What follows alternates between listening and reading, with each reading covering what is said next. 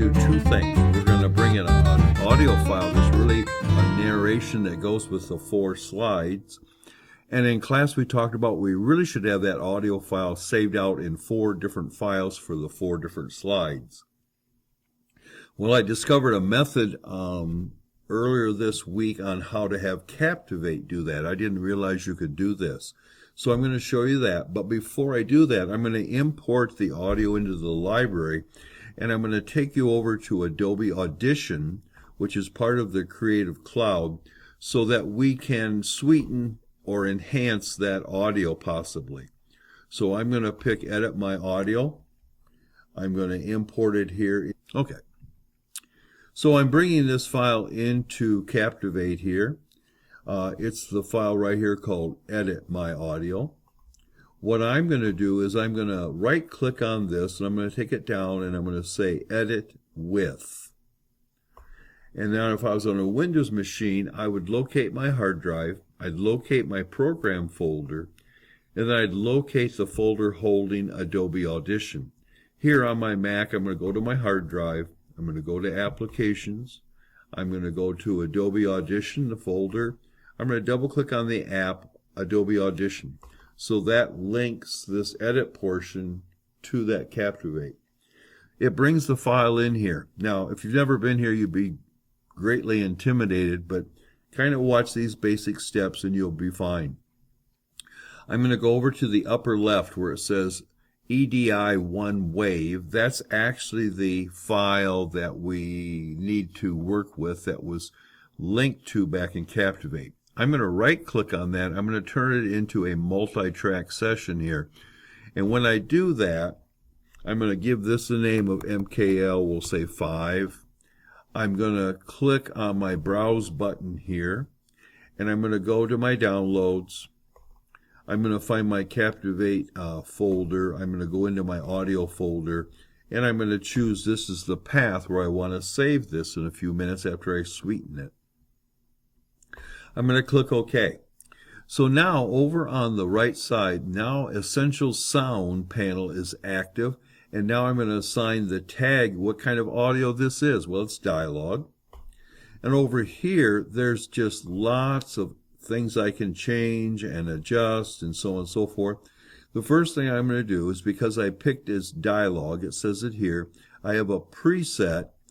And so I know this is a lady's voice, so I'm going to pick Balanced Female Voice. What that does, if I click on Loudness, Repair, and all these, I can adjust these. So I'm going to come over here now, and I'm going to play. Huh? Oh, this is recording me right now? Oh, sorry. I'm going to hit the space bar to pause it. What I'm going to do is I'm going to come over here on the right-hand side, and I can turn on and off these check boxes, and you can hear the difference, and you'll make those adjustments and then check them. I'm hoping you'll be able to edit this part out. Let's go. Learning to use a mouse is a fundamental computer skill. Practice those skills now by pointing to the numbers that have appeared on this screen. So you can go through here and work on the clarity. Now, I didn't click on repair, so we should look at that. This also, we can go in there and have it reduce some noise. Now, I know there's noise in here deliberately because of the static and stuff, but let me put it over an area here. Practice those skills now by pointing to the numbers that have appeared on this screen. When you've had enough practice, click the blue button in the lower right. So it does a great job of removing some of that noise. Again, this is something you're going to have to go in here and try, turn things on and off. And when it gets to the point where you can't get it any clearer or any better, then we're going to save it. And so the way I'm going to save it is I'm going to go over here to File, I'm going to go over here to Export, and I'm going to export the multi-track mix down. Now, I only have one track, so I'm just going to pick the entire session. I'm going to send it over by way of Browse to my Captivate folder in my Downloads folder, Audio. And this is called MMKL, Mixdown Wave. I'm going to save it right there. and I'm going to click OK. Now I'm going to quit out of Audition here, and I can say yes to all the parameters. And now I'm back in Captivate. So now what I'm going to do is I'm going to re-import this to the library.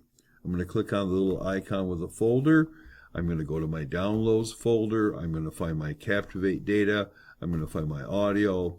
I'm going to find my mix down file, which is MMKL. And I'm going to bring in imported files. I'm going to go to my WAV file.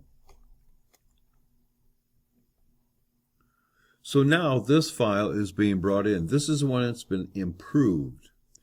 So what I'm going to do next is I'm going to drag my WAV file that I edited, this right here, ED2. I'm going to drag it over here and put it on top of this slide. Then it's going to say, well, do you want to import it to this slide? Well, in class, if these were individual audio files for individual slides, I just picked the first option. But I discovered lately that if you distribute this, you can also click OK. And I'm going to make this window bigger and wider, if I can. I'm going to go to the slider in the middle. I'm going to reduce my zoom level on this so I can see it a little bit better. And what we're going to do is the playhead's at the beginning. So that's the audio that's going to go on slide 1. I'm going to play this until the audio is done with slide 1. Huh? Oh, this is recording me right now? So I'll pause there, and then I'm going to hit this little teeny weeny button here. Start next slide at the cursor position if possible. When I click there, this is where it's going to assign where the slide 2 audio is going to go. So I'm going to play through my slide 2 audio. Oh, sorry. I'm hoping you'll be able to edit this part out. Let's go. Learning to use a mouse is a fundamental computer skill. And I'm going to mark this as my next position.